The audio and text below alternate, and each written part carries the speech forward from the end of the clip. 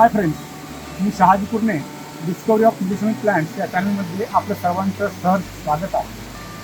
आपल्यासमोर जे प्लांट आहे हे अत्यंत महत्त्वाचं प्लांट आहे. याला म्हणतात माकड निंबू किंवा याला नाटंगनार असं देखील नाव आहे. ॲटलान्सिया मोनोफायला असं याचं बोटॅनिकल. आता माकड निंबू म्हणण्याचं कारण काय? कोणाला वाटेल की माकड खातात की काय, माकडांना आवडतं की काय? नाही, तर माकड खोकला नावाने एक खोकला असतो ज्याला हुपिंग कफ म्हणतात. त्याच्यामध्ये अत्यंत फायदेशीर असणारं हे रुटेसी फॅमिलीचं आहे. रुटेसी फॅमिलीचं असं लक्षण आहे, म्हणजे लिंबूवर्गीय जी फळं असतात त्या सगळ्यामध्ये सायट्रसची फॅमिली आहे, त्यामध्ये झाड येतं. त्याच्या पानामध्ये तैलग्रंथी असतात. ते पान जर आपण सूर्यप्रकाशाकडे बघितलं तर लक्षात येतं ते पान तोडून खाल्लं तर तिखट लागतं हलकं.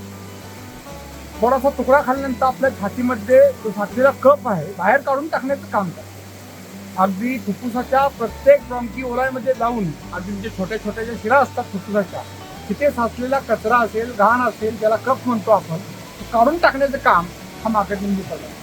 त्याला छोटे छोटे लिंबू लागतात. आता त्याला फ्रुटिंग नाही आहे लक्षात घ्या, पण ज्यावेळी फ्रुटिंग तुम्हाला मिळेल त्यावेळी निश्चितपणे बघा. आणि ही पानं तुम्ही घरी नेऊन ठेवू शकता. याचं पावडर करून ठेवू शकता.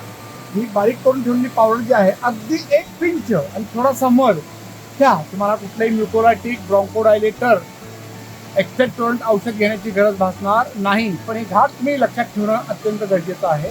माकड निंबू नाटंगनार